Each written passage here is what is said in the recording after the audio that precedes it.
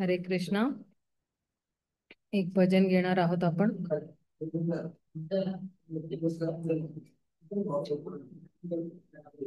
जय राधे, जय कृष्ण, जय Vrindavan WhatsApp group वरती पाठवलेले आहे ते भजन.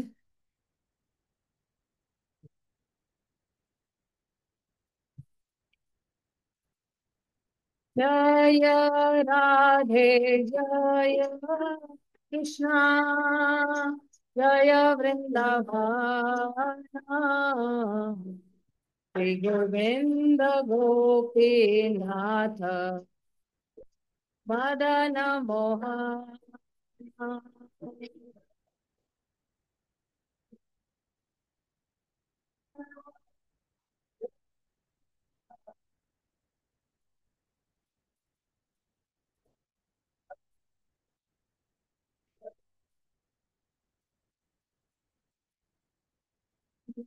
जय राधे, जय कृष्णा, जय वृंदावन,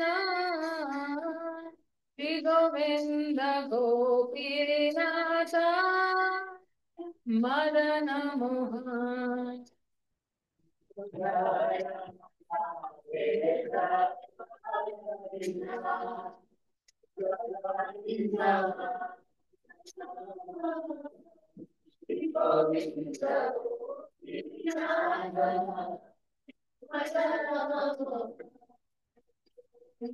श्याम सुंदर राधा कुंड, गिरी गोवर्धन, कालिंदी जमुना, जय जय महावन.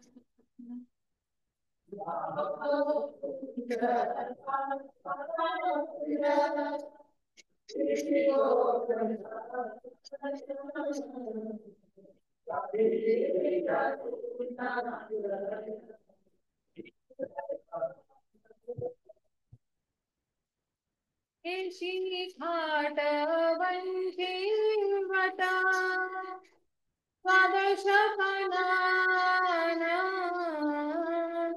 यहाँ सब लीला कोइलो, श्री नंद नंदन.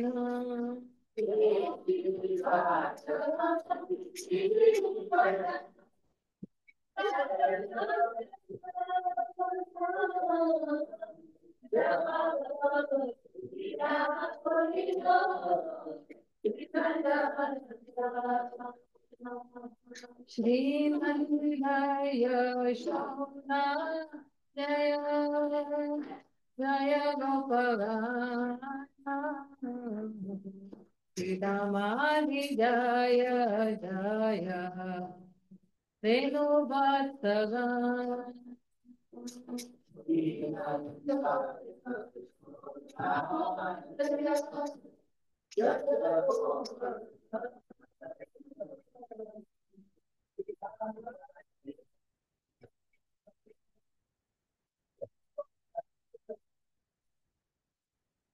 जय वृषभानु, जय निशिदासुंदारी, जय पूर्णमासी, जय अभिरानगर.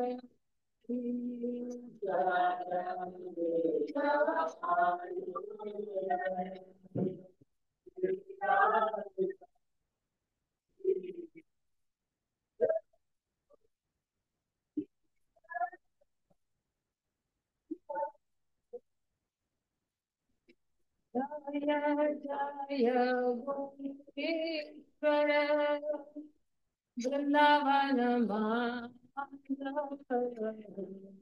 जय जय कृष्ण सखा, बटु द्विजराज.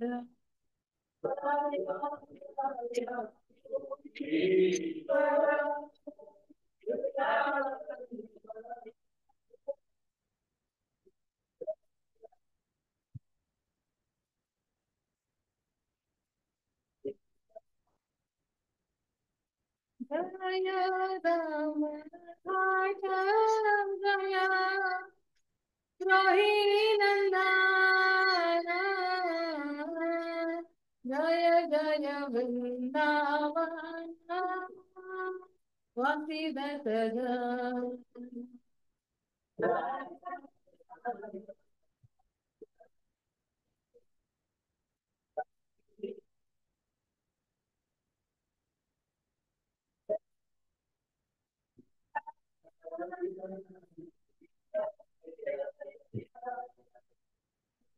जय द्विज पत्नी जय नाग कन्या गान भक्ति तेजहार पाइलो गोविंद चरण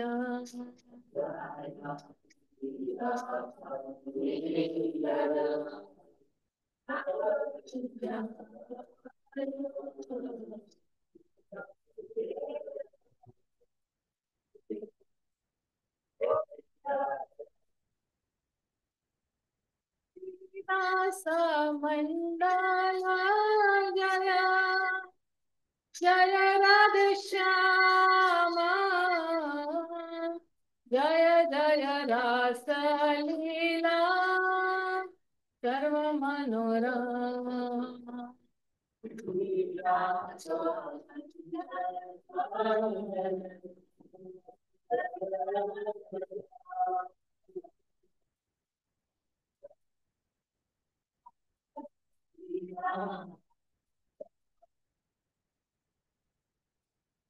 जय जय ज्वाला रस सर्वरस सार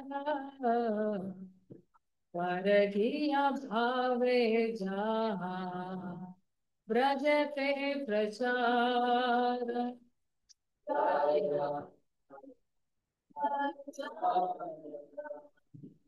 सर्वरस सार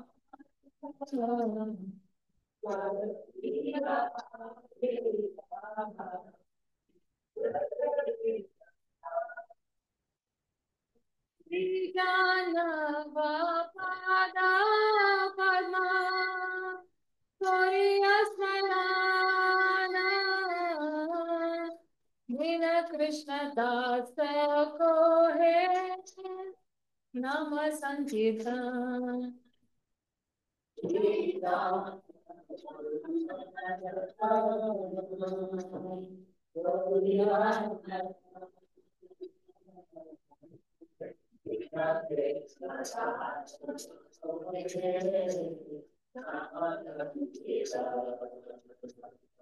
जय राधे जय कृष्ण जय वृंदावन गोविंद गोपीनाथ मदन मोहन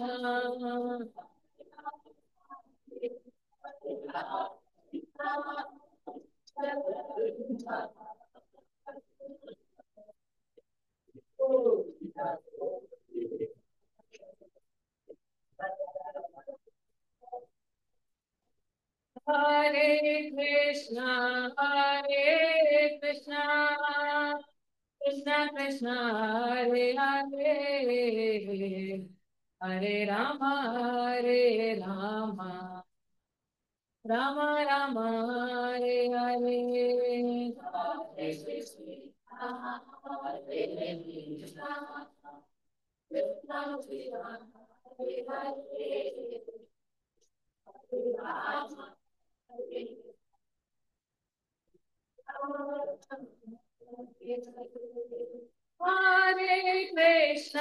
हरे कृष्णा कृष्ण कृष्ण हरे हरे हरे राम राम राम हरे हरे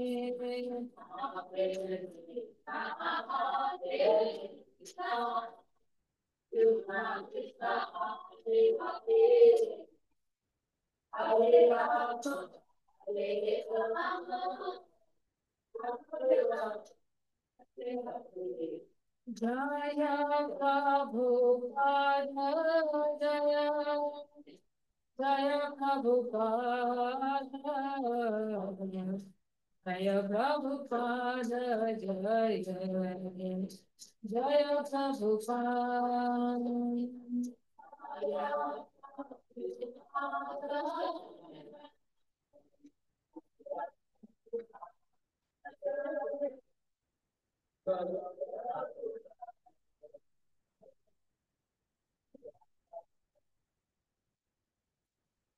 नित्य गौर हरि बोल, हरि बोल, हरि बोल।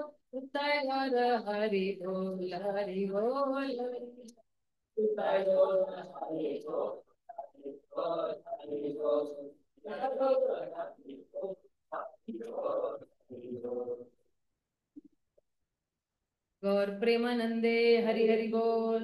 ओम अज्ञानतिमिरन्धस्य ज्ञानाञ्जनशलाकाय चक्षुरुन्मिलितं येन तस्मै श्रीगुरवे नमः। श्रीचैतन्यमनोभीष्टं स्थापितं येन भूतले स्वयं रूप कदा मह्यं ददाति स्वपदान्तिकं। वन्देऽहं श्रीगुरून् श्रीयुतपदकमलं श्रीगुरून् वैष्णवांश श्रीरूपं साग्रजातं सहगण रघुनाथान्वितं तं सजीवं साद्वैतं सार्वधूतं परिजनाश्रितं कृष्ण चैतन्य देवं श्रीराधा कृष्णपदां सहगण ललिता श्रीविशाखान्वितांश्च नमो विष्णुपदाय कृष्णपृष्ठाय भूतले श्रीमते भक्तिवेदांत स्वामी नामिने। नमस्ते सरस्वते देवे गौरवाणी प्रचारिणे निर्विशेष शून्यवादी पाश्चात्य देश तारिणे। हे कृष्णा करुणा सिंधु दीनबंधु जगतपते गोपेश गोपिका कांत राधा कांत नमोस्तुते। तप्त कांचन गौरांगी राधे वृंदावनेश्वरी वृषभानुसुते देवी प्रणमामि हरिप्रिये। वाञ्छाकल्पतरुभ्यश्च कृपा सिन्धुभ्य एव च पतितानां पावनेभ्यो वैष्णवेभ्यो नमो नमः। श्री कृष्ण चैतन्य प्रभु नित्यानंद श्री अद्वैत गदाधर शिवासादि गौर भक्त वृंद। हरे कृष्णा कृष्णा कृष्णा हरे हरे हरे राम राम राम हरे हरे। मुखं करोति वाचालं पङ्गुं लङ्घयते गिरिं यत्कृपात्महं वन्दे श्रीगुरुदीनतारिणम्। तर आपण जे आहे 10वा श्लोक वरती आहे उपदेशामृतच्या, आणि हा अजूनही एक महत्वाचा श्लोक आहे।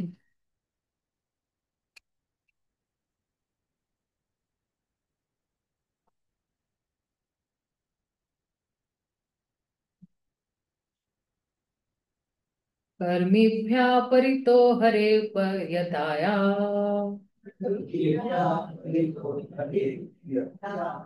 व्यक्तिं यौर्ज्ञानिनां तेभ्यो ज्ञान विमुक्त भक्ति परमा प्रेमैक निष्ठास्ततः तेभ्यस्ता पशुपाल पंकजा ऋष्यास्ताभ्योऽपि श्रीराधिका प्रेष्टा ताभ्यत् इयं तदीय सरसीतां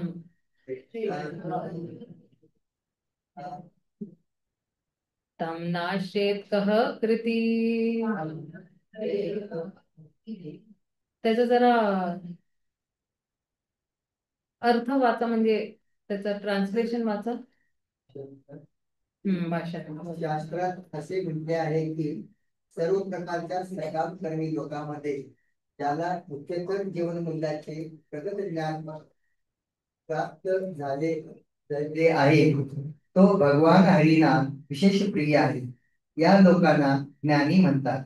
आणि अशा अनेक ज्ञानीजनांपैकी जो ज्ञानाच्या बळावर खरोखर मुक्त झालेला आहे तो कदाचित भक्तिमय सेवेस प्रारंभ करू शकतो. तो इतरांपेक्षा श्रेष्ठ आहे, तथापि ज्याने प्रत्यक्षात विशुद्ध कृष्ण प्रेम प्राप्त केले आहे तो ज्ञानमुक्त व्यक्तीपेक्षा श्रेष्ठ आहे.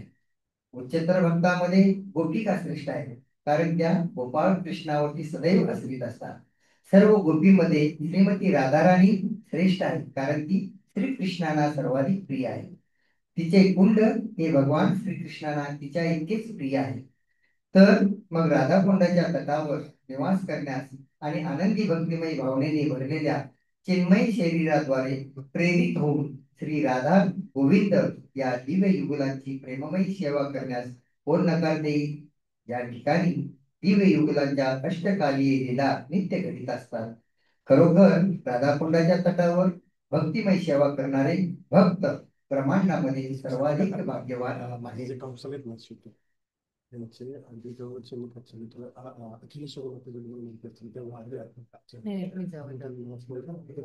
रेकॉर्डिंग ऐकते.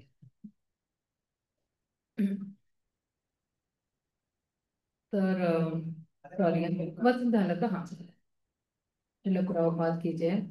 तात्पर्यामध्ये शिल प्रभुपाद काय म्हणतात की आता जे आहेत ना लोक फक्त कर्मकांडी कार्यामध्ये खूप गुंतून गेलेले आहेत. त्यांना काहीतरी भौतिक लाभ पाहिजे. तर ते जे भौतिक लाभ ज्याची इच्छा करतात त्यांना कर्मी म्हणतो आपण. आणि हे सगळे कर्मी जे आहेत म्हणजे अजून भक्त व्हायचे आहेत आपण असं म्हणतो, पण कर्मी नाही म्हणत. अजून कधी ना कधीतरी भक्त होतील, कारण की आपला इस्कॉनचा प्रचार अगदी जोर शोरात चाललेला आहे. तो प्रसाद खाऊन कधी ना कधीतरी ते भक्त बनतील. तर हे जेवढे भक्त बनणारे आहेत भौतिक जगतमध्ये ते लोक मायाच्या प्रभावामध्ये आलेले आहेत. आणि विष्णू पुराणमध्ये काय सांगतात की हे जेवढेही संत आहेत किंवा हे जे ऋषी मुनी आहेत त्यांनी जे आहे भगवंताची जी शक्ती आहे ते 3 ह्याच्यामध्ये विभाजित केलेली आहे. तर एक आहे आध्यात्मिक शक्ती, एक आहे तटस्थ शक्ती आणि एक आहे भौतिक शक्ती. तर ही भौतिक शक्ती काय आहे, ही 3ऱ्या श्रेणीची ऍक्च्युली शक्ती आहे. तृतीया शक्ती त्याला म्हणतात. आणि ही जी भौतिक शक्ती जी आहे जे कोणी त्याच्या प्रभावामध्ये आले तर कधी कधी तो जे आहे स्वतःला जे आहे मनुष्याच्या रूपमध्ये किंवा कुत्र्याच्या रूपमध्ये किंवा डुकराच्या रूपमध्ये तो खूप मेहनत करतो आपल्या इंद्रिय तृप्तीसाठी. आणि मेहनत करत करत जी आहे तो काय करतो आहे ते फक्त योनी दर योनी भटकत राहतो आहे. पण ऍक्च्युली आपल्याला हा जो जीवन मिळालेला आहे तरी ते म्हणतात की हे जेवढे चांगले कर्म आहेत है ना पुण्य कर्म आहेत ते जे आहे त्याला पुढचा जो जन्म आहे त्याला दुसरा जो आहे जन्म मिळतो आणि हळूहळू चांगला कर्म करत करत जाईल तर त्याला अजून चांगला मनुष्य शरीर पर्यंत तो मिळेल. आता ह्याच्याच आधारावरती याच शक्तीच्या आधारावरती कोणी पुण्य कर्म करेल तर तो कुठे जाईल, स्वर्ग लोकाकडे जाईल. आणि जर का कोणी जे आहे काहीतरी वाईट कर्म करेल तर तो नरकात जाईल.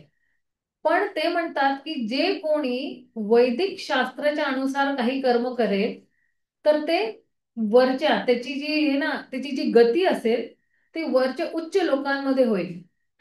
तर भगवद्गीताचा हा जो श्लोक आहे क्षीणे पुण्य मर्त्य लोकम विशंती, तर त्यांचे पुण्य झाले है ना ते वापरून घेतले त्यांनी पुण्य स्वर्ग लोकामध्ये जनलोकमध्ये तर परत त्याला कुठे यावं लागेल या मर्त्य लोकामध्ये या भूलोकावरती यावं लागेल.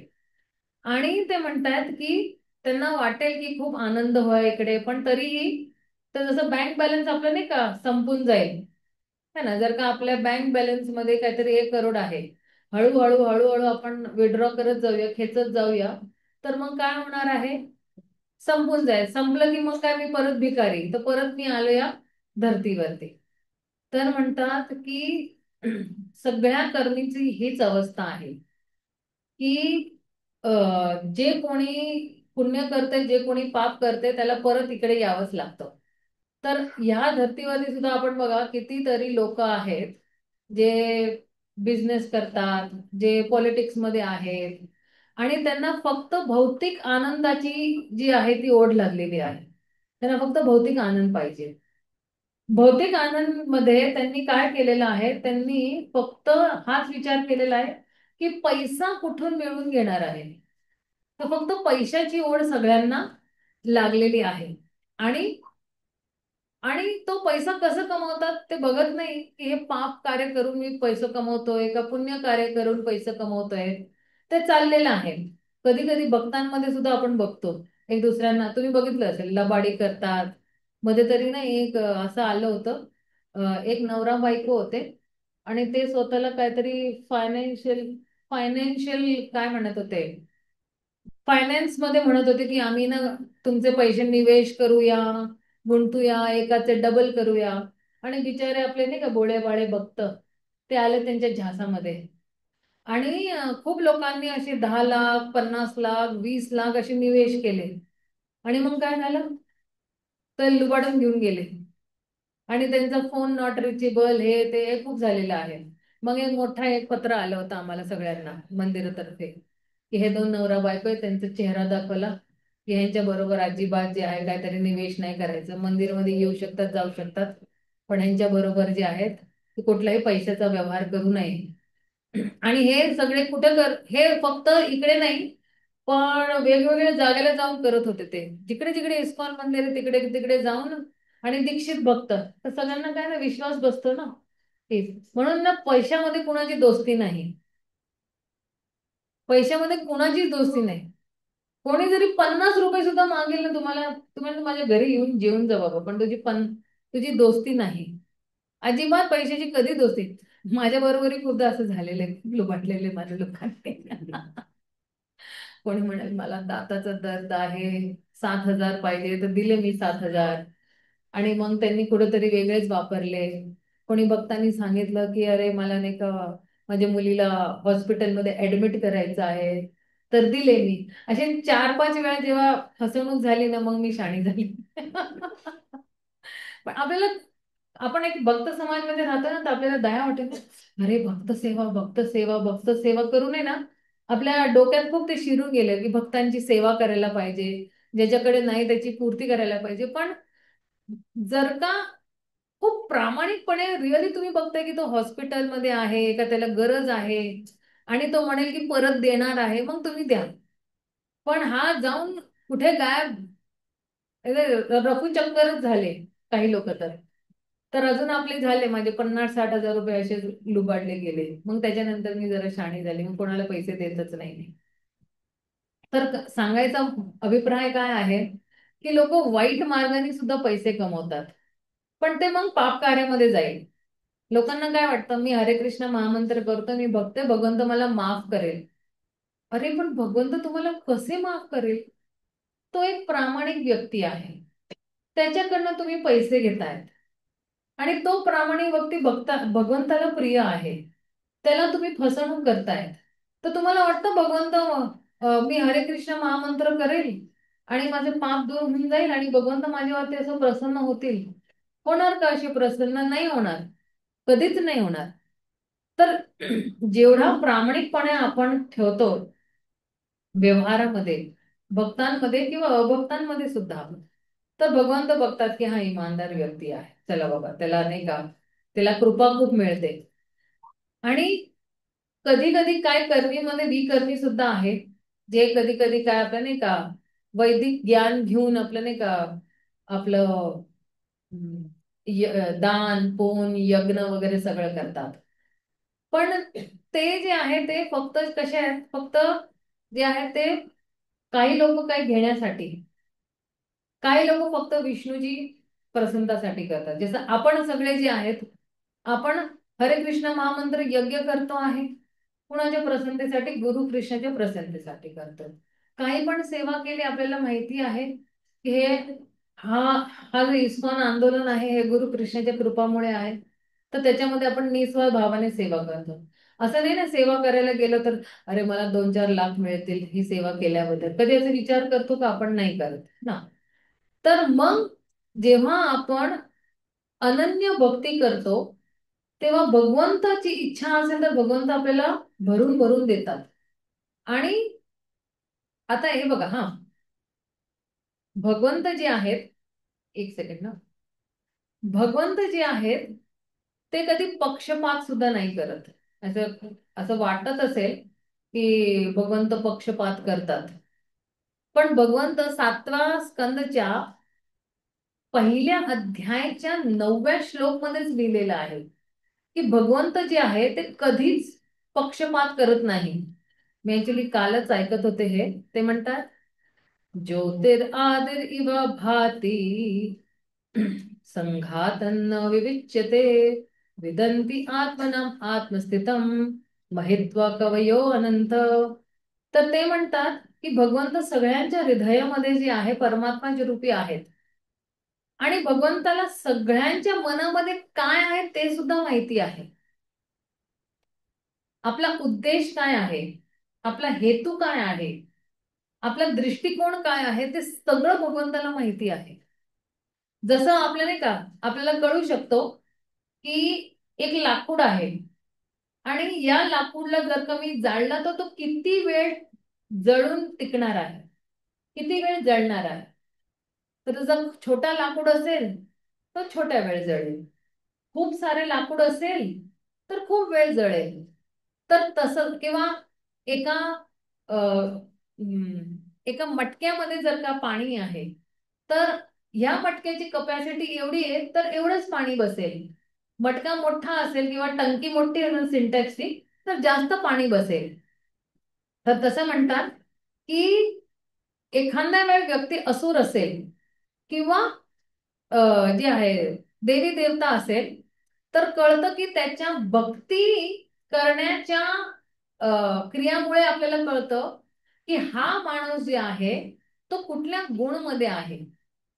आणि आपल्याला हेही कळेल की तो जेवढा जेवढा तो सत्वगुण मध्ये आहे, तर आपल्याला कळेल की किती भगवंताची कृपा याच्यावरती आहे.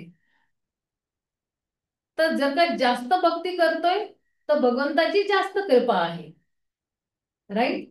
त्याचा जास्त निस्वार्थ भावपणा आहे भक्ती करण्यामध्ये, हा ना, अनन्य भक्ती करतो आपण.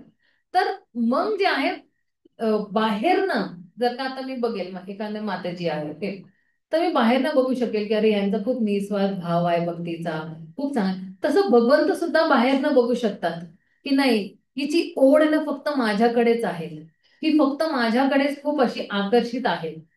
तर लगेच दुसऱ्यांनाही कळून येतं. जर का भगवंताला कळून येतं जे सर्वांच्या हृदयामध्ये परमात्मा आहेत, तर भगवंताला कळलं तर बाकी सगळ्या भक्तांना कळतं की नाही याचा उद्देश काय आहे. हिचा उद्देश जे आहे तो फक्त भक्ती करण्याचा आहे.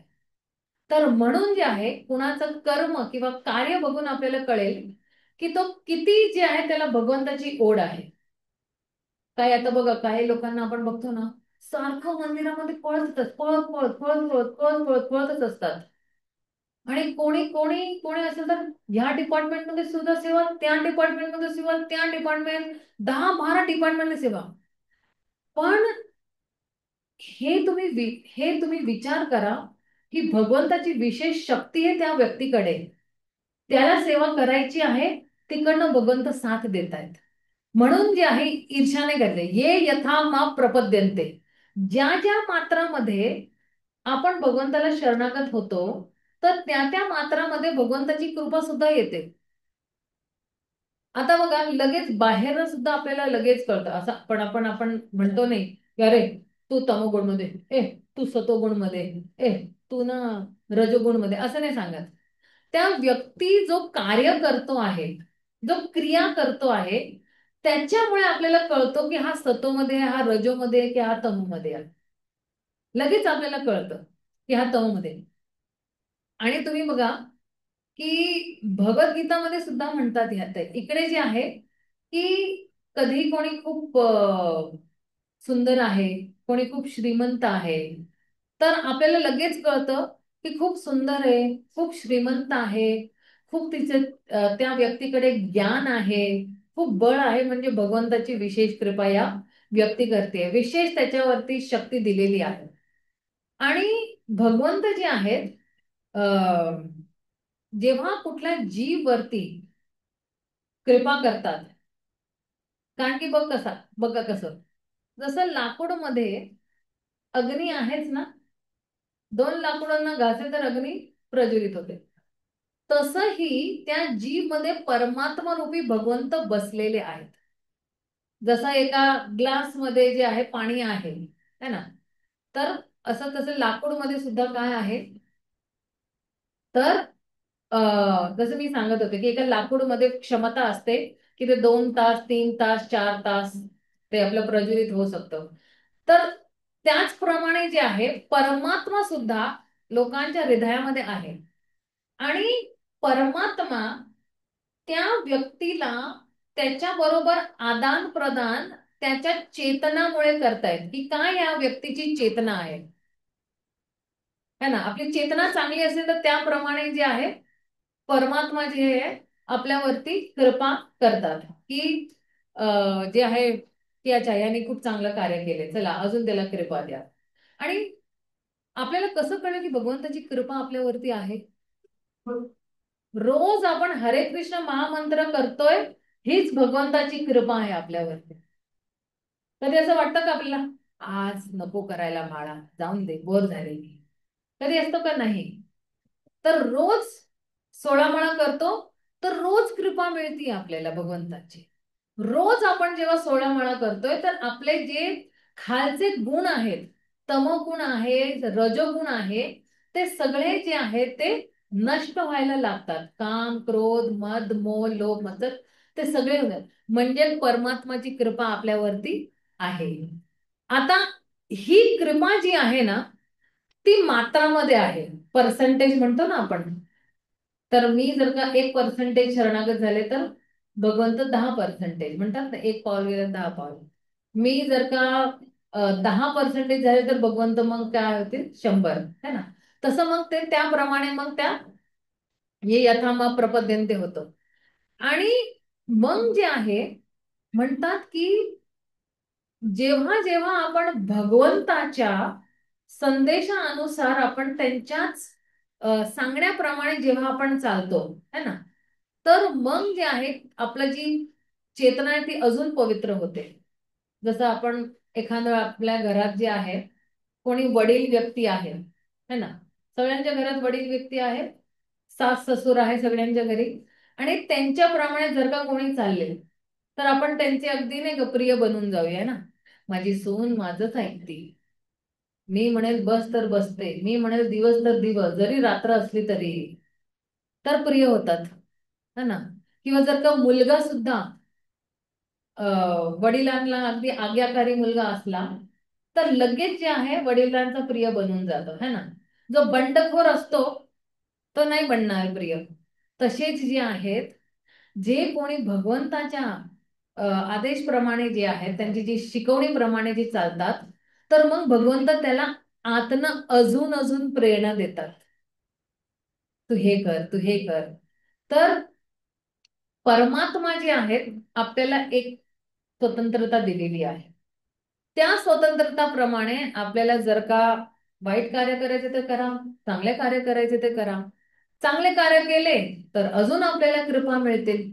आणि म्हणून जे आहे म्हणतात की आपण जे आहे भगवंतापेक्षा म्हणजे त्यांच्या शिकवणीच्या पेक्षा त्यांच्या शब्दांच्या पलीकडे जात नाही.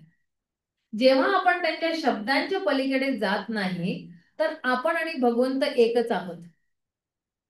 म्हणा अरे माताजी, मी आणि भगवंत एकच आहे, मी तर भगवंताचा दास आहे. पण ते म्हणतात की जो गुण आहे गुण मध्ये एक आहात. कधी कधी म्हणतात ना ह्या त्याच्या पप्पा सारखाच आहे, दोन्ही एकच आहे, स्वभावाने सुद्धा एकच आहे म्हणतो ना आपण. तर तसे भगवान आपले भगवंत आपले परमपिता आहेत. तर त्यांचा जो भाव आहे तोच जर का माझा भाव असेल तर मग आम्ही एकत्र आहोत. जो भाव त्यांनी घेतलेला आहे तोच भाव आपल्याकडे आला तर आपण सुद्धा भगवंत सारखेच गुणामध्ये आहोत. तर म्हणून जे आहे भगवंत जे आहेत कधी पक्षपात करत नाही. तुम्ही ज्या गुण मध्ये आहेत त्या गुण मध्ये भगवंत आपल्या बरोबर आदान प्रदान करतात. जसं ऍक्च्युली समुद्र मंथनच्या वेळेस जे आहे भगवंतांनी जे आहे दानवांना जे आहे त्यांना रजोगुण मध्ये होते तर त्यांना तशी शक्ती दिली. देवी देवता जे आहेत ते सतोगुण मध्ये तसे, आणि वासुकी जो आहे तो तमोगुण मध्ये होता. तर मग जे आहेत प्रत्येक त्याचे क्षमताचे प्रमाणे जे आहेत भगवंतांनी त्यांना जे कार्य दिलेले आहे तसे. तर ते म्हणतात की हे जेव्हा जे देवी देवता जे आहेत, तर ते म्हणाले जावा तुम्ही जे आहे ते समुद्र मंथन करा, आणि तुम्ही जेव्हा ते त्याच्यामधनं जे आहे ते काय निघतं बाहेर, अमृत, ते बाहेर अमृत काढा. तर मग अमृत आलं. पण जेव्हा ते मंथन करत होते, तर प्रत्येकाला वेगळी वेगळी त्यांच्या क्षमताचे हिशोबाने त्यांनी जे आहे काय दिली, शक्ती दिली, आणि त्यांना ती शक्ती प्रदान केली. तर आता बघा, जर का मी सत्वगुण मध्ये आहे, तर सत्वगुण मला अजून प्रबळ बनवेल, है ना. रोज सकाळी जर का आपण उठतो आणि आपले सगळे सकाळचे जे आहे आपलं श्रवण क्रिया आहे, आपण कीर्तन क्रिया आहे, सगळं आपण करत गेलो, तर सत्वगुण आपल्याला अजून शक्ती देणार. पण जर का सकाळी उठलोच नाही, तर मग रजो आणि तमो आपल्याला सत्वत राहणार, आणि पूर्ण दिवस माळा ती रखडत राहील रात्रीपर्यंत. बघितले ना, सगळ्यांनी आपल्याला एक्सपिरियन्स केले, मी सुद्धा एक्सपिरियन्स केलेले, आणि खूपदा एक्सपिरियन्स केले. म्हणून 100 वेळा एक्सपिरियन्स करून मग जरा अकल ठिकाणी आली की नाही बाबा, काय करो जिओ या मरो, सकाळी उठा आणि करून घ्या. काल रात्री सुद्धा काय झालं, मी 2:30 वाजता उठले. म्हणजे 3 वाजताचा अलार्म लावतो आम्ही, आणि 3ला उठले. मी म्हणले अरे मम्मी अशी बसली का आहे. ती म्हणाली अरे माझं ना हा खूप दुखतोय कंदा, जरा मला पोलपट लाटणं आहे ना, जरा मारून दे ना जरा. म्हणलं पोलपट लाटणं का, मी तुला असं करूनच देते ना मी. पण आता हे म्हातारपण असं ना खूप विचित्र आहे. आता मम्मीला सुद्धा 76 झाले, तर तिला झोपचा प्रॉब्लेम आहे. एकतर ती झोपलीच 12ला, आणि त्याच्यामध्ये हा कंधा खूप दुखत होता, म्हणून तिला परत 2 वाजल्यापासून उठली होती ती. तर मग तिला ते मसाज वसाज करून दिलं मी, मग तिला झोप आलेली. पण 3 वाजता मग परत माझा अलार्म लागला, उठल्या. पण म्हणजे सांगायचा अर्थ काय आहे की आपण रोज आपली जी दिनचर्या जी आहे ना, ती एकच ठेवायला पाहिजे. रोज काही असो, आपलं रात्री झोपण्याचा टाइम एक आणि उठण्याचा टाइम एकच असायला पाहिजे. जरी लेट झोपलो ना, तरीही लवकरच उठायचं. दिवस मध्ये कुठेतरी 1-2 तास नाही का आपण ऍडजस्ट करून झोपून घ्यायचं दुपारी, किंवा काहीतरी आपलं जप झाल्यावर. एक जप झालं ना की आपण जग जिंकलो, की बाबा नाही ब्रह्ममुहूर्त मध्ये आपल्याला काही अजून शक्ती मिळते. नाहीतर काय होणार, एक दिवस तुम्ही बघा जप बुडवून, ते बघा 7-8 दिवस जोपर्यंत आपण नाही का पाशाने कोठीबो माथा अनाले पाशिबो नाही करत ना, तोपर्यंत आपण ट्रॅक वरती नाही येत. खूप भीक मागितल्यावरती मग परत आपण त्या ट्रॅक वरती येतो, नाहीतर त्या ट्रॅक वरती यायला खूप वेळ लागतो. तर म्हणून आहे ना, रात्री झोपतानाच आहे ना भगवंताला खूप प्रार्थना करून झोपायची, लवकर उठायचंय मला, लवकर उठायचे आहे मला. आवरण आवरण बसतो ना. हा बरोबर सांगितलं बरोबर. बाहेर कुठे बी जा, ते आवरण आपलं बाहेर असो किंवा घरातही असो, ते जे कोणी 16 माळा सकाळी ब्रह्ममुहूर्त मध्ये करतो ना, त्याच्यासाठी जो समय आहे ना, काळ आहे ना, तो विस्तार करतो. तुम्हाला वाटेल अरे बापरे, 24 तास संपतच नाहीये, संपतच नाहीये. मग तुम्हाला खूप वेळ मिळेल सेवा करायला, वाचन करायला, श्रवण क्रिया करायला, एक्स्ट्रा काही पण तुमचं असेल ते करायला वेळ मिळतो. असं वाटतच नाही की अरे रे रे 24 तास कमी पडतायत. हा, खूप शुद्ध भक्तांना वाटतं 24 तास का असायला पाहिजे एका दिवसात, 48 तास का नको, थोडं अजून चांगली भक्ती करू, चांगलं आहे. आणि जे लोक भक्ती नाही करते म्हणाल 12 तास असायला पाहिजे दिवसात, पटापट संपायला पाहिजे. पण जो भक्ती करतो त्याला वाटतं की नाही नाही 48 तास असायला पाहिजे आपल्याकडे. तर हा आपली आणि मी सारखं याच्यावरती का ना, प्रत्येक माझ्या प्रवचन मध्ये मी कधी घरी जाऊनही ऐकते ना प्रवचन परत अपलोडच्या अगोदर, तर मी असं म्हणजे मी ह्याच्यावरतीच येते आहे सारखं नाही का. सकाळचा मॉर्निंग प्रोग्राम का, कारण की या क्षेत्रामध्येच आपण कमजोर आहोत, या क्षेत्रामध्येच आपली कमजोरी आहे. याला नीट केलं ना, आपलं ऑटोमॅटिकली दिनचर्या नॉर्मल होऊन जाईल. तुम्ही बघा, याला नीट केल्यानंतर झोपायला सुद्धा तुमची ओढ लागेल की नाही, मला झोपायचं, उद्या चॅन्टिंग करायचं, सकाळी अगदी छान मक्खन सारखा नाही का माळा फिरते मस्त, पटपट पटपट पटपट, कुठे 2 तास जातात. आणि ब्रह्ममुहूर्ताचा हाच चमत्कार आहे की तुम्हाला कळेल की कुठे 2 तास तुम्ही माळा संपून सुद्धा टाकली, पण तेच ब्रह्ममुहूर्ताच्या पलीकडे तुम्ही ओलांडले तर असं वाटेल, बापरे, 6 तास पासून मी 16 माळाच करते आहे की काय. केलाय ना अनुभव, मी सुद्धा केलाय अनुभव. असं वाटतं, अरे बापरे, असं वाटतं 2 तास नाही, 6 तास लावले मी 16 माळा करायला.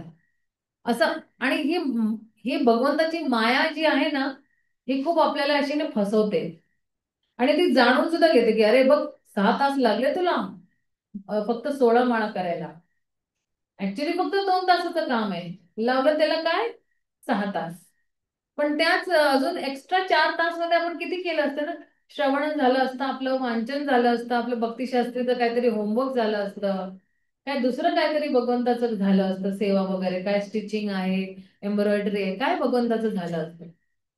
पण ते सकाळी जेव्हा नाही होत, तेव्हा मग सगळं उलट पुलट होऊन जातं. तर म्हणून जे आहे सकाळीच केलेलं बरं आहे. आणि मग काय सांगतायत, एक सेकंड ना. हम्म.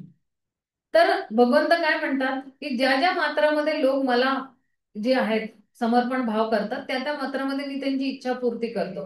आणि मी त्यांना तेवढाच पुरस्कार देतो, त्याच त्याच मात्रामध्ये मी तो पुरस्कार त्यांना देतो. आता बघा, श्रीमद भागवतम मध्ये सुद्धा काय म्हणतात, नूनां प्रमत्त कुरुते विकर्मा यद इंद्रिया प्रीतया आप्नुनोति न साधु मन्ये यथा आत्मनोऽयम् अस्नानमी क्लेशदास देह. तर आता बघा, हे सगळे जे भौतिक लोक आहेत ना, भौतिकवादी लोक आहेत, ते काय येतात, खूप मेहनत करतात इंद्रतृप्तीसाठी, आणि अगदी वेडे होऊन जातात ते इंद्रतृप्ती. आणि ते फक्त जे आहेत इंद्रतृप्तीसाठीच क्रूर कार्य करत असतात. आणि अ, हे जे भौतिक लोक आहेत ना, त्यांच्यामध्ये बुद्धी ती कमी असते. आणि त्यांना अक्कल नसते की आता मला हे भौतिक शरीर मिळालेलं आहे, आणि हे भौतिक शरीर ऍक्च्युली दुःखालय अशाश्वतम आहे.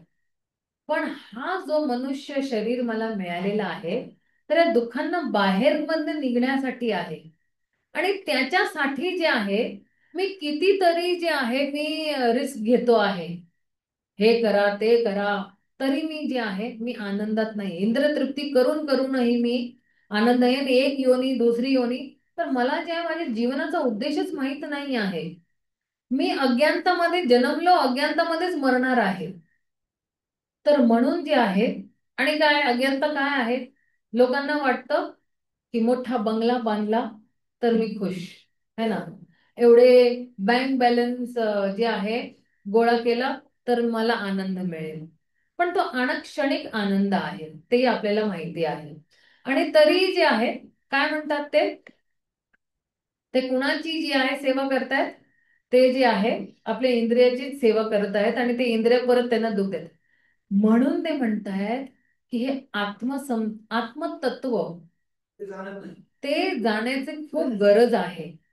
की मी शरीर नाही, मी आत्मा आहे, माझा शाश्वत संबंध भगवंता बरोबर आहे. आणि योनी दर योनी, अनंत काळपर्यंत है ना, लाख लाख योनीपर्यंत व्यक्ती काय करतोय, इंद्रतृप्तीच करतोय. तर म्हणून जे आहे श्रीमद भागवतम मध्ये म्हणतात की ते शरीर बंद होऊन जातं, शरीरामध्येच बंधून जातो, आणि मग ते बाहेर निघूच नाही शकत, आणि जन्म मृत्यूच्या चक्करमध्ये फिरत राहतो अविद्याच्या कारणामुळे. आता जेव्हा हा ज्ञानी, जर का कोणाला आता ज्ञान येतो आहे, त्यांनी काहीतरी ज्ञान घेतलं, पुस्तकं वाचली काय भक्तीबद्दल, तर मग लगेच जो आहे हा ज्ञानी काय होतं, जीवनमुक्त होऊन जातो. आणि जेव्हा हा ज्ञानी जे आहे भक्तीच्या मार्गावरती चालतो, तर तो प्रभुपाद ऍक्च्युली इकडे लिहितात की बहुनाम जन्मनाम ते ज्ञानवान व प्रपद्यते. ज्याला ज्ञान येतो की वासुदेव सर्व इति आहे, तर असला महात्मा सुदुर्लभ आहे खूप. आणि लाखो करोडो मध्ये एक असला व्यक्ती आहे की जो भगवंताला रिअली वास्तविक मध्ये जे आहे ओळखत असतो. आणि हा जेव्हा शरणागत करतो भगवंताच्या श्रीचरणी, तर त्याला मग काय म्हणतात, महात्मा म्हणतात. तर आता बघा की जेव्हा कोणी भक्तीच्या मार्गावरती चालतोय, जसं आपलं भक्तीच्या मार्गावरती चालूनही संतांच्या मार्गावरती चालेल, तर मग त्या व्यक्तीला जे आहे, तो व्यक्ती जे आहे थोडा वरती जातो. तसं कर्मकांडीच्या पेक्षा तर ज्ञानीच बरा आहे, ज्ञानीपेक्षा भक्त बरा आहे, है ना. आणि सगळ्या भक्तांमध्ये जे आहे म्हणतात की गोपी अजूनही जय श्रेष्ठ आहेत. गोपींमध्ये सुद्धा जे, कारण की गोपींचा काय उद्देश आहे, गोपींचा उद्देश आहे की आम्हाला फक्त भगवंताला प्रसन्न करायचं आहे, त्यांचा दुसरा काय उद्देश नाही. त्यांचा उद्देश आहे की आम्ही राधा कृष्णाला प्रसन्न बघू इच्छितो. बाकी त्यांचा काही उद्देश नाही त्यांचा. हे सुद्धा नाही की आम्ही राधाकृष्णाची सेवा केली आम्हाला काय मिळणार, तेही नाही आहे. फक्त इकडनं वन वे ट्रॅफिक, फक्त सेवा करत जायचं, तिकडनं काय येतं आम्हाला काय लेणं देणं नाही आहे. तर ते म्हणतात की जरीही कृष्णाने त्यांना खूप अशा कष्टांमध्ये, विरह भाव मध्ये सुद्धा ठेवलं, तरी ते जे आहे ते कंप्लेन करत नाही, तक्रार करत नाही. कृष्णाने जसं त्यांच्याबरोबर वागायचं ते वागतात ना, तरी ते कृष्णाला सोडत नाही. ते म्हणतात की मम जन्मनी जन्मनी ईश्वरे भवतात भक्ती अहेतुकी त्वयी. आणि ते कधीच कृष्णाला विसरू नाही शकत. जेव्हा गोपी जे कृष्ण जेव्हा वृंदावन सोडत होते मथुरासाठी, तर सर्वात दुखी बिचाऱ्या गोपी झाल्या, इतके जोर जोराने रडायला लागले, लोटपोट व्हायला लागले, आणि त्यांना असं वाटतं आमचा प्राण चाललेला आहे की आहे. तर म्हणतात की खूप चांगलं ऍक्च्युली इकडे ना एक अ, वाक्य आलेलं आहे की भगवंताचा विचार मध्ये आणि भगवंताचा संग करण्यामध्ये काही अंतर नाही आहे. जसं मी आता सांगेल की माताजीचा मी संग करते आहे, ओके. माताजी आपलं नाव काय? प्रसन्न भक्ती. प्रसन्न भक्ती, अरे वा किती छान नाव आहे. आता प्रसन्न भक्ती माताजींचा मी संग करते आहे, ओके. मी संग केला आणि आता घरी जाऊन मी प्रसन्न भक्ती माताजी बद्दल विचार करते आहे. तर मी जर का त्यांच्याबद्दल विचार करते आहे म्हणजेच मी त्यांचा संग करते आहे. तर घरी जाऊन आपण मंदिरामध्ये आपण येतो, भगवंताला बघतो, दर्शन करतो, दंडवत करतो, आणि घरी जाऊन सारखं ते रूप जे आहे आपल्या डोळ्यासमोर परत परत येत राहील, तर आपण भगवंताचा संग करतोय. म्हणून सारखे आपले विचार जे आहेत भगवंतामध्ये असले पाहिजे. तर आपण 24 तास भगवंताचा संग करतो आहे, त्याचं नाम गुण रूप लीला सारखा आठवणी करतोय. भगवंताचा हा गुण आहे, भगवंताचा हा गुण, तर त्याच्यामध्ये काही अंतर नाही आहे. आणि यालाच म्हणतात विप्रलंब सेवा. कधी कधी सकाळी सकाळी नाही का आपल्याला सेवा असते, तर आपण म्हणतो सकाळपासून अशी नाही का ओढ लागली, आज माझी रात्री सेवा आहे, आज माझी दुपारची सेवा आहे, आज माझी संध्याकाळची सेवा आहे, आता मी हे करेल, मी हे करेल, मी ते करेल, हा ना. तर सारखं आपण नाही का मंदिराच्या एका कोपऱ्यामध्ये जिकडे आपण सेवा करतोय, किचन मध्ये करतोय किंवा ऑल्टर मध्ये करतोय किंवा प्रभुपादांची सेवा करतोय किंवा दुसरं काही पण करतोय, प्रचार करतोय आपण, चरणामृत देतोय, तर सारखी ती ओढ लागलेली असते, म्हणजेच आपण भगवंताची स्मरण करतो आहे. आणि ही जी विप्रलंब सेवा आहे, ही चैतन्य महाप्रभूंनी आपल्याला खूप चांगल्या प्रती दाखवलेली आहे. आणि ज्या भक्तांकडे अनन्य भक्ती आहेत, ते ते जे आहेत ते गोपींकडे अनन्य भक्ती आहे. पण या गोपींपेक्षाही अजून एक मुख्य गोपी आहे, जी श्रीमती राधाराणी, जी सर्वोच्च आहे, तर तिला कोणी पार नाही करू शकत तिच्या सेवेत. तर सर्वात सर्वोच्च कोण आहे? श्रीमती राधा राणी. तर कधी कधी कृष्ण सुद्धा राधाराणीचा भाव समजू शकत नाही. म्हणून तर चैतन्य महाप्रभू चा रूप घेऊन आले ना, त्यांचा भाव घेऊन आले, की त्यांना समजायचं होतं की राधाराणीचा भाव माझ्यासाठी काय आहे, है ना. तर श्री रूप गोस्वामी म्हणतात की राधाराणी जी आहे ती भगवंताची अगदी प्रिय भक्त आहे.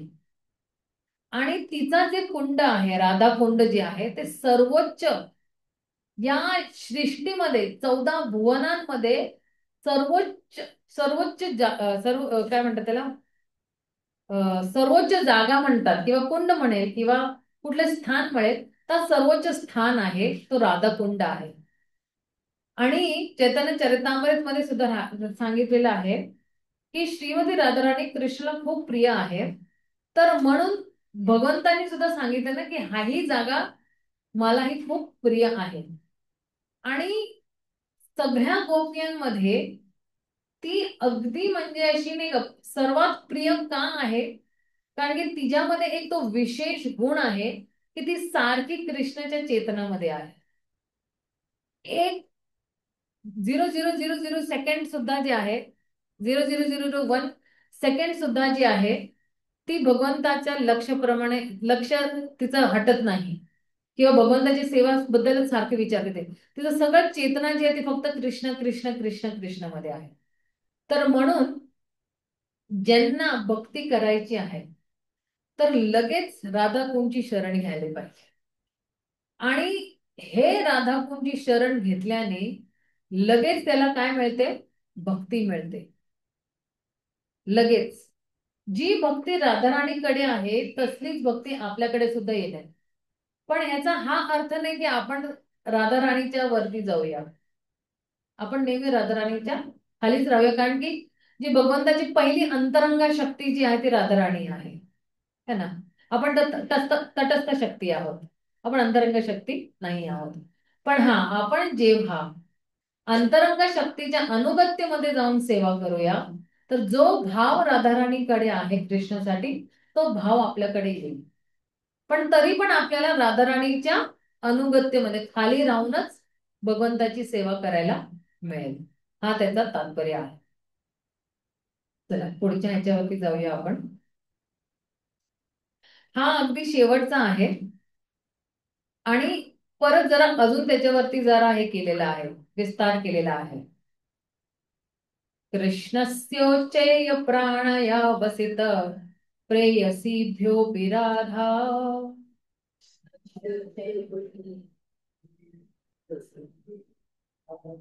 कुण्डं चास्य मुनिभिरभितस्त्रातादृक् एव व्याधैः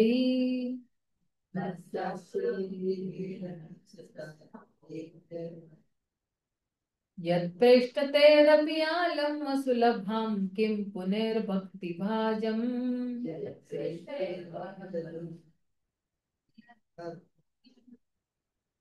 तत्प्रेमेदं सकृदपि सरः स्नातुर आविष्करोति.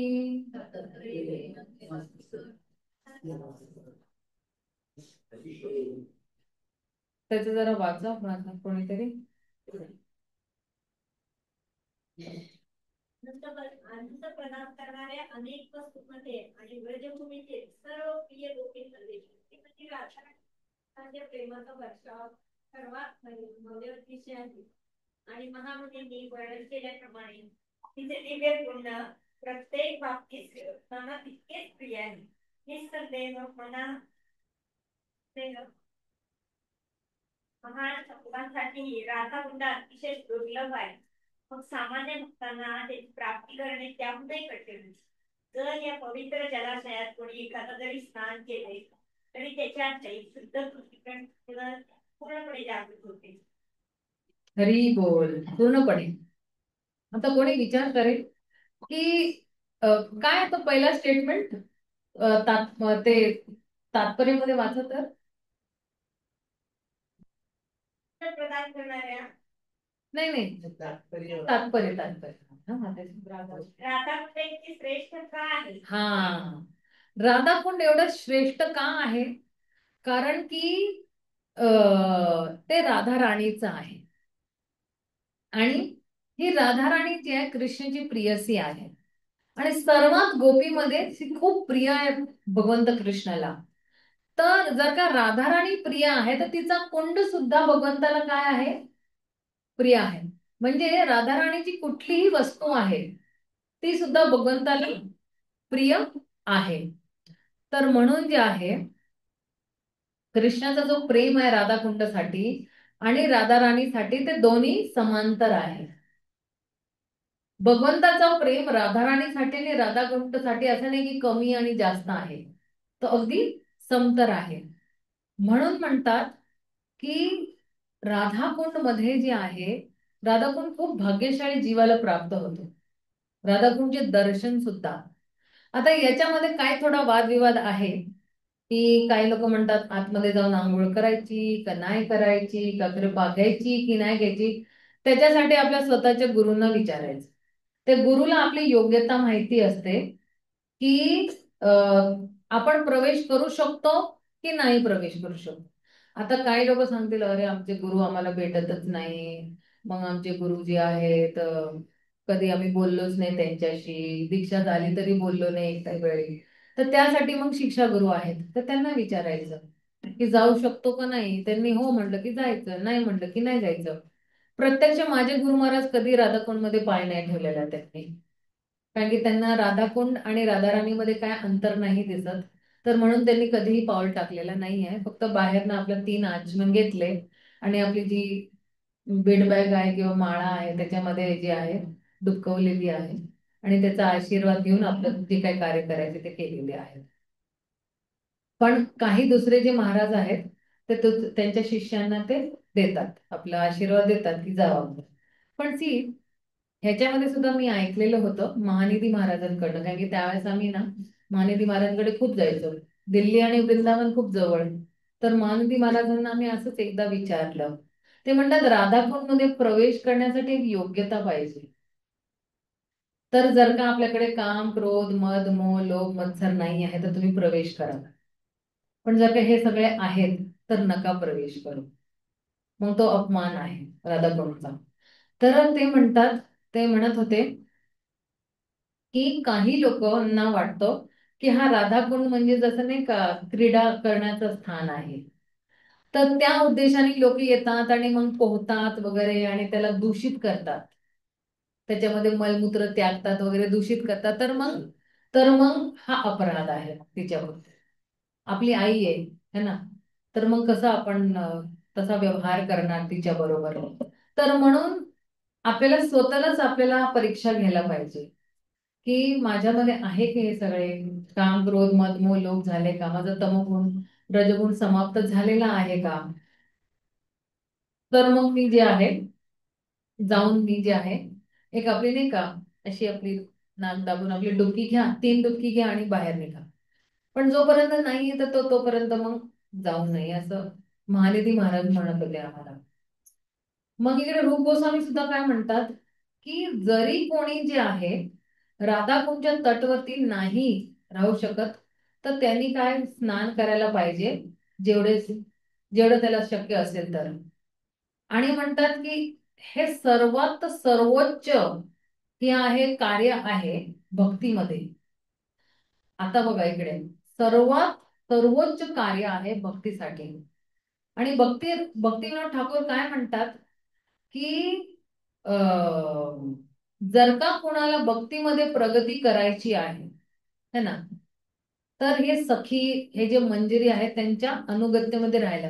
मी लास्ट टाइम एक कथा सांगितली ते आठवते तुम्हाला, की गुरु जे आहे ते शिष्याच्या मना रामचंद्र कविराज गोस्वामी आणि श्रीनिवास आचार्यचं, तर ते लोक सगळे त्या राधाकुंडच्या तिकडे जावती भोवती होते. आणि मग ते तर म्हणतात की या मंजिरी आणि सखींच्या अनुगत्यमध्ये राहून आपण तिकडे सेवा करायला पाहिजे. ते सांगतील आपल्याला जी जी सेवा ते करू शकतात. आणि ज्यांना भगवतधाम जाण्याची खूप ओढ आहे आणि खरंच खूप प्रामाणिक आहे भगवतधाम जाण्यासाठी, त्यांचं सिद्ध देह जे आहेत जर का त्यांना प्राप्त करायचं तर त्या व्यक्तींनी कुठं राहायला पाहिजे, राधाकुंडला राहायला पाहिजे. आणि राधा राणीचे जेवढेही गोपी आहे, मंजिरी आहे, त्यांच्या त्यांची सेवा करू नाही आणि त्यांच्या निर्देशानुसार त्यांची राधा राणीची सेवा करायला पाहिजे. तर हे म्हणतात की सर्वोच्च सेवा जी आहे ते म्हणतात हे चैतन्य महाप्रभूच्या म्हणतात ना सानिध्यामध्ये ही सेवा आहे की तिकडे जाऊन गोपी, मंजरी आणि राधा राणीची सेवा करायला पाहिजे. पण शिला भक्ती सिद्धांत सरस्वती ठाकूर काय म्हणतात की जेवढे महान ऋषी मुनी आहेत, नारद मुनी, सनातन सुद्धा आहेत, तर त्यांनाही राधाकुंड मध्ये स्नान करण्याचं काय आहे, त्यांना हे मिळत नाही आहे सौभाग्य. तर आमच्यासारखे जे साधारण व्यक्ती आहेत, तर त्यांचं काय आहे. पण जरी कोणाला जर का हा म्हणजे नाही काही संधी मिळाली तर लगेच घेऊन टाकायची. तर जेव्हा कोणी राधाकुंड श्यामकुंडचं स्नान करेल त्याला भगवंताचा प्रेम मिळेल, जसं गोप्यांना सुद्धा मिळायला प्रेम, तर साधारण मनुष्याला सुद्धा मिळेल. आणि ते म्हणतात की म्हणजे असं त्यांनी सांगितलेलं आहे श्री रूप गोस्वामींनी की राधाकुंडच्या तटावरती राहून खूप प्रेममयी सेवा करायला पाहिजे राधाकृष्णाची. आणि तिकडे स्नान करायचं, आपले सगळे जेवढेही भौतिक जे आहेत काय म्हणतात त्याला, भौतिक इच्छा वगैरे जे आहे त्याला सगळं त्यागून आहे राधा राणीची शरण घ्यायली पाहिजे, गोपींची शरण घ्यायली पाहिजे. आणि सारखं दिवस रात जे त्यांची तर काय होणार, जेव्हा आपण राधाकृष्णाची सतत सेवा करत राहिलो ना, तर ही देहात्मिका बुद्धी जी आहे आपली, आपण हे शरीराच्या स्तर वरती जाऊया आपण दिवस रात्र. आता आपण म्हणतो की आपण पुण्यामध्ये आहेत, मग राधाकुंड कसं जाणार, पण वर्षातनं एकदा जाऊन आपण तिकडनं कृपा घेऊन येऊ शकते. तर निष्कर्ष हा आहे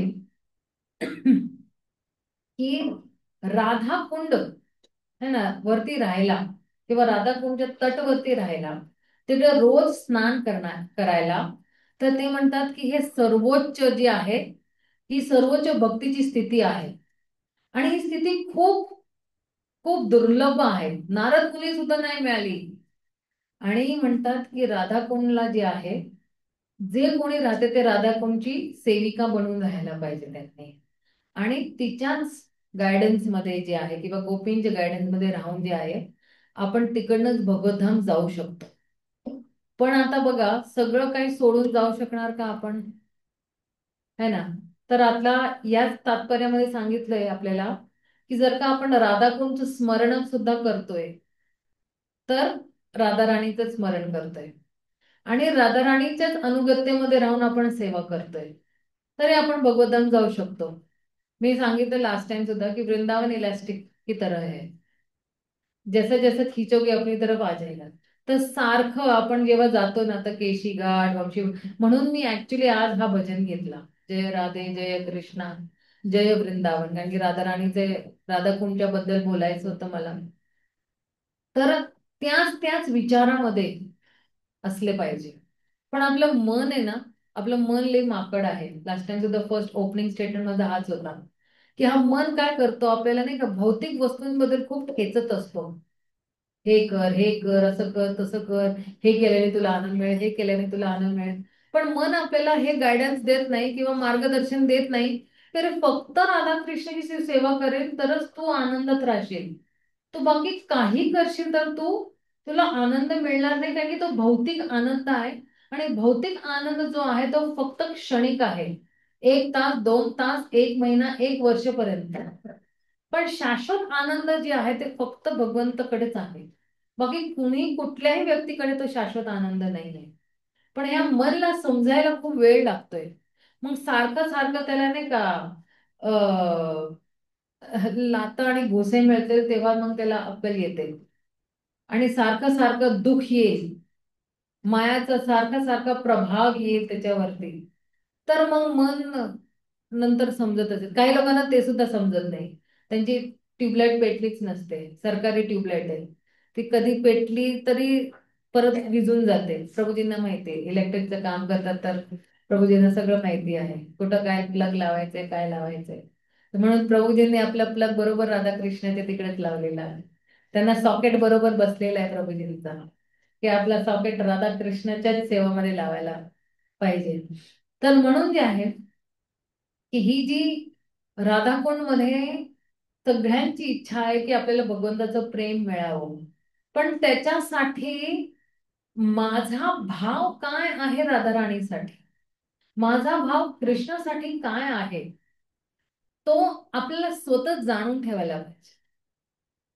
आणि मग गुरु आणि कृष्णा च्या आज्ञेनुसार मग जे काय कार्य करत राहायचं ते म्हणून.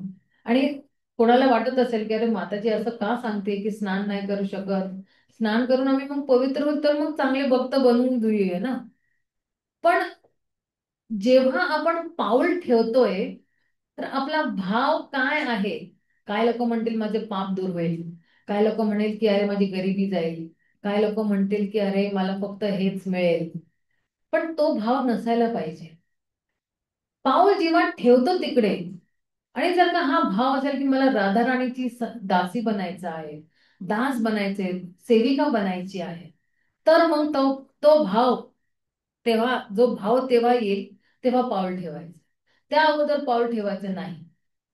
म्हणजे हे माझं सजेशन आहे. तर ते आता तुम्हाला जे करायचे तुम्ही करू शकता.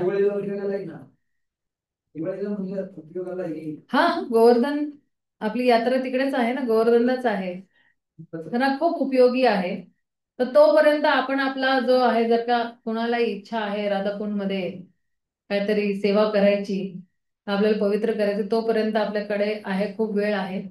आणि मग आपण पाऊल ठेवू शकतो राधाकुंड मध्ये. हा, आता बघा परमपूज्य राधानाथ महाराजांना आंघोळ करतात राधाकुंड मध्ये, मी बघितलेलं आहे. कुठली यात्रा होती ती, 99 ची यात्रा होती ती.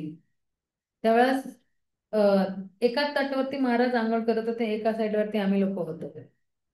आणि महाराज बरोबर, आणि महाराजांनी सगळ्यांनाच परवानगी दिली होती. राधाकुंड मध्ये सगळ्यांना परवानगी दिली होती.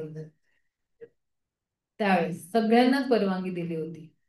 आणि त्यावेळेस मला माहित नव्हतं की माझ्या महाराजांची परवानगी नाही, माझी तर दीक्षा झाली होती त्यावेळेस. पण मला माहित नव्हतं की अरे माझं. पण 3 दिवसांनंतर मग महाराजांबरोबर जेव्हा मी गोवर्धन परिक्रमा करीत होती, तेव्हा मग मी बघितलं की महाराज फक्त तीन काय म्हणतात त्याला, 3 बूंद, थेंब थेंब थेंब, हा थेंब, 3 थेंब घेत आहेत. मग मी ना विचारलं त्यांच्या असिस्टंटला की अरे महाराज राधाकुंड मध्ये का नाही करत आहे आंघोळ. तर मग त्यांनी मला सांगितलं. म्हणलं अरे मी तर असं, मग मी महाराजांना जाऊन विचारलं, महाराज माझ्या बरोबर हा अपराध झालेला आहे. कारण की मी तर नवीन भक्त, मला काही नव्हतं एवढं माहिती की नाही का कसं त्या भावाने. पण त्यानंतर मग मी कधी गेले नाही. महाराजांनी असंच मला सांगितलं की मी नाही जात आहे, पण तुम्हाला जायचं तर तुम्ही जाऊ शकतात. पण मी म्हणते नाही, मी महाराजांनाच फॉलो करेल, कारण की महाराज असे शुद्ध भक्त, ते नाही जात तर मी तो किस खेत की मुली फिरतो है ना. तर म्हणून मग त्यानंतर ती जी चूक झाली, मी खूप माफी मागितली महाराजांकडं की मी खूप सॉरी महाराज, मी मला माहित सुद्धा नाही की तुमची परमिशन घ्यायची का काय. कारण की त्या काळामध्ये दीक्षा खूप लवकर होत होते, 6-8 महिन्यामध्ये आमची दीक्षा झालेली आहे. तर त्याच्यामध्ये सगळे नियम नियम काय नाही ना, टेस्ट ना काय नाही, असेच आम्ही बसलोय दीक्षासाठी. काहीच नाही ना, मौखिक परीक्षा ना लिखित परीक्षा, काही नाही. फक्त राधेश्याम प्रभूंनी हो म्हणाले आणि महाराजांनी दिले तिकडे दीक्षा. त्यांना विचारलं देऊ शकतात, प्रभूजींनी हो म्हणाले.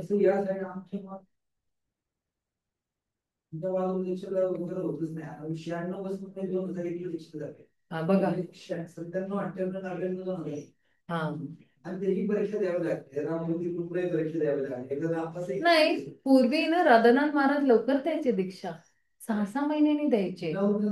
नंतर हळूहळू हळू कमी होत जायला, मग हळूहळू त्यांचेच लोक नाही नाही नाही, मी तुम्हाला आता 90, 91, 92 गोष्ट सांगते मी.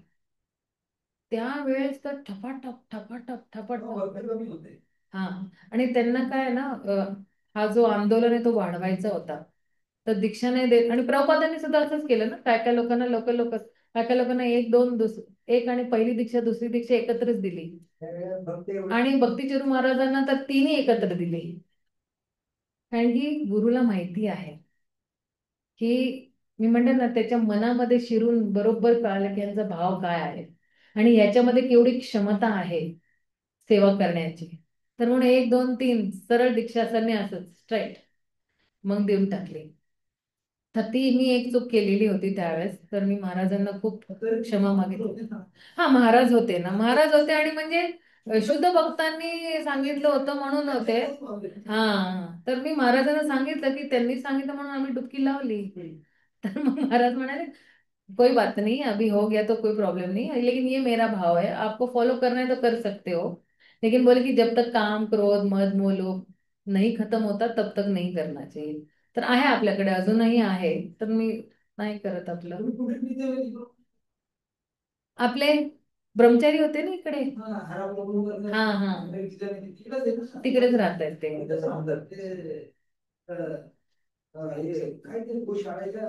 पाठीमागेच राहतात. हा हा हा, माहितीये माहितीये, तिकडे आहे. मग ती आपली उत्तम गती मातेची सुद्धा तिकडेच राहते. प्रेमदेवी मातेजी, कृष्ण किशोर प्रभू सगळे तिकडेच राहतात. ते लोक खूप चांगले आहे ना, म्हणजे खूप मस्त भक्त आहेत दोन्ही. कृष्ण कृपा प्रभू दोन्ही. हा, नाही नाही, ते खूप छान भक्त आहेत, खूप मस्त भक्त आहेत. अच्छा, कोणाला काही प्रश्न आहे का? नाही, माझा एक 3 वाजताचा क्लास आहे. अच्छा, परीक्षा आता कुठली डेट आपण? हो, नाही नाही, आपण रिव्हिजन घेऊया. आता बघा, एक सेकंड, आपण डेट डिसाईड करूया. पहिले आपली परीक्षेची डेट काय होती तुम्हाला माहिती आहे का? अरे लय वेळ आहे, 24 ऑगस्ट. हा, तोपर्यंत आपण रिव्हिजन घेऊया. तर बघा, पुढच्या आठवड्याला मी नाहीये, बारामतीला चालली मी. आज ऍक्च्युली जाणार होते पण त्यांनी काय कॅन्सल वगैरे केलं. तर मग 27 तारखेला मी जाणार आहे. 3 तारखेला घ्यायचं का मग रिव्हिजन एक? पण तोपर्यंत तुमच्या सगळ्यांचे मला बघायचे, मी चेक येऊन करणार आहे. सगळ्यांनी 34चे 34 उत्तर लिहिलेले आहेत की नाही. आपल्या क्लासमध्ये येते ना टीचर, बघते की 34. ते मी बघणार आहे, मग मी डिस्कस करणार. नाही तर काही लोक काय ना माहिती, रेडीमेड ताटावरती येतील. रेडीमेड ताटावरती येतील. मग काय करतील, आपल्या फोनमध्ये रेकॉर्ड करतील, मग लिहितील, मग ते वाचणार नाही.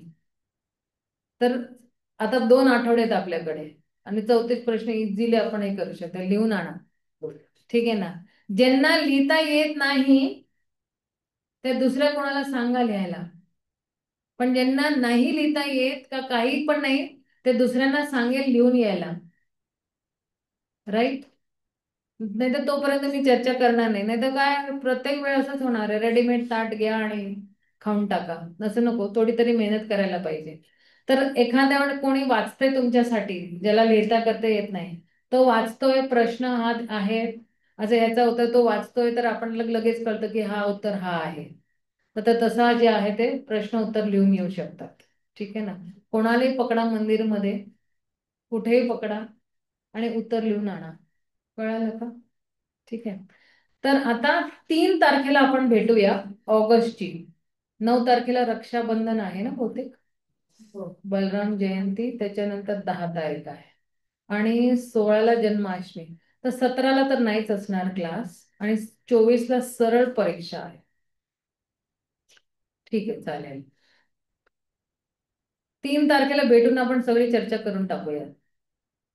3ला 10ला सुद्धा भेटू शकतो आपण. 3लाच भेटूया.